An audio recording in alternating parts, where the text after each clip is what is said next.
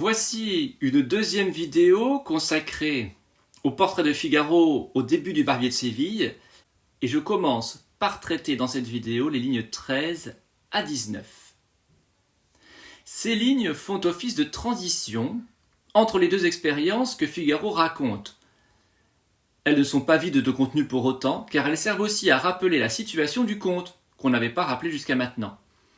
Même si Figaro parle le plus dans cette scène, c'est le comte qui dirige le dialogue en posant ses questions.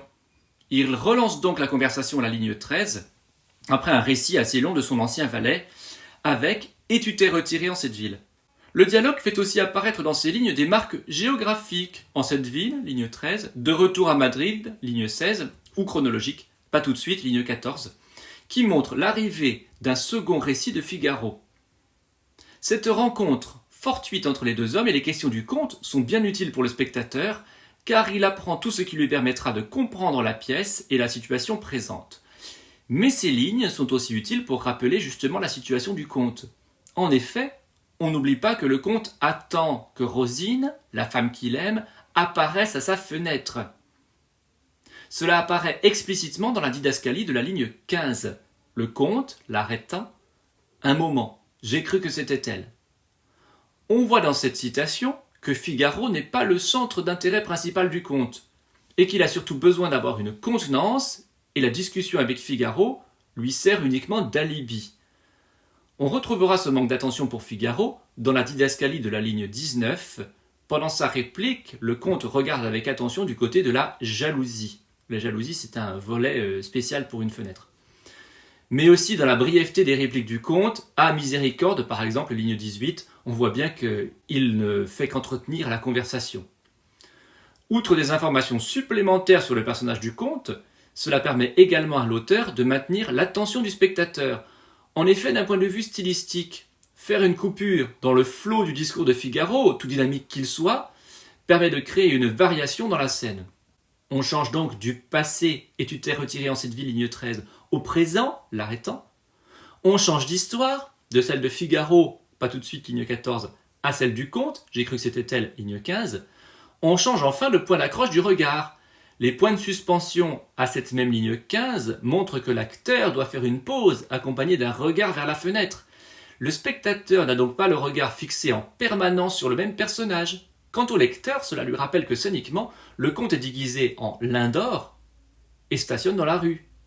En variant les points d'intérêt, l'auteur entend maintenir l'attention du spectateur tout en informant le lecteur et spectateur sur l'histoire et les personnages. Je passe maintenant aux lignes 16 à 30. À partir de la ligne 16, un nouvel épisode de la vie de Figaro commence. Dans son récit, nous percevrons, toujours dans une forme dynamique, des informations supplémentaires sur ce personnage qui se donne à lui-même une dimension grandiose tout en critiquant ceux qui ne lui reconnaissent pas son mérite. Dans la première partie de notre extrait, ligne 1 à 16, nous assistions à la fin de Figaro en garçon apothicaire dans les haras d'Andalousie. À partir de la ligne 16, voici donc Figaro en auteur de théâtre. Le théâtre me parut un champ d'honneur, ligne 16-17. De même que le précédent, cet épisode est raconté avec un certain sens de la mise en scène, dû au caractère du personnage. D'abord, il faut noter que l'énergie du personnage est mise en valeur ici à travers l'emploi de la première personne du singulier. Je ne sais, ligne 19, je n'eus pas, ligne 20, j'avais rempli, ligne 21, j'avais interdit, ligne 21 aussi. On voit que la première personne du singulier est omniprésente.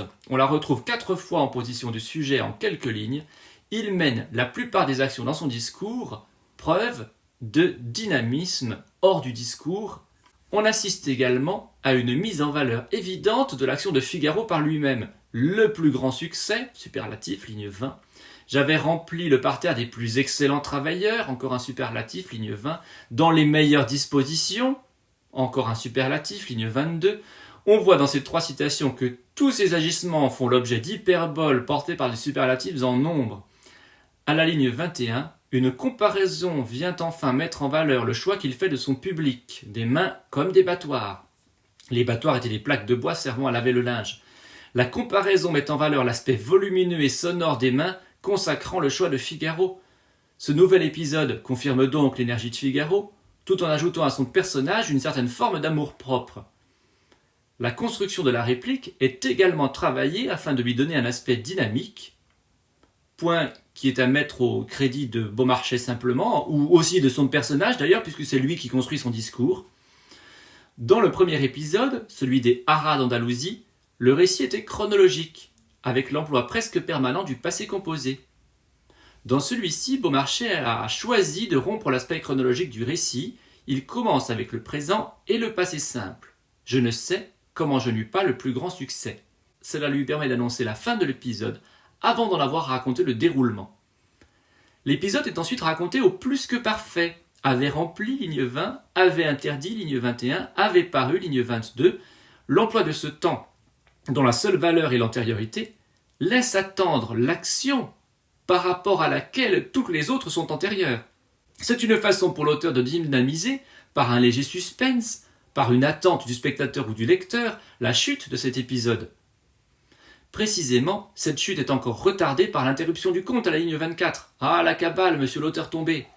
Elle est dynamique, car elle contient des phrases courtes et des exclamatives, comme souvent dans ce dialogue, mais elle retarde aussi pour un peu plus de suspense la chute, qui arrive à la ligne 25, « Ils m'ont sifflé ». Ainsi, que cela soit dans le but de ne pas ennuyer le spectateur, ou de présenter la verve de son personnage, le style des interventions de Figaro est énergique.